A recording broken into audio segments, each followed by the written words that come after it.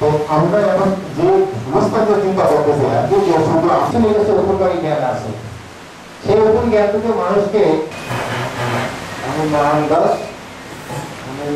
দেখেন বিভিন্ন কলা কৌশল পদ্ধতি প্রয়োগ করে কোনো হিসেবে আছে।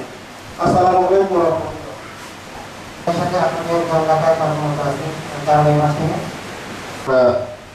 দেড় উপর একটা এক উপর আমাকে এক উপর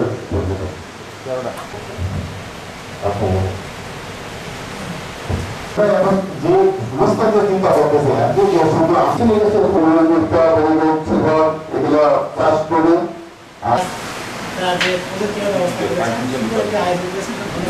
আমার এই সংক্ষিপ্ত বক্তব্য শেষ করছি। আসসালামু আলাইকুম। আমরা কিভাবে আমাদের লক্ষ্য কার্যক্রমকে অবস্থায় আসা।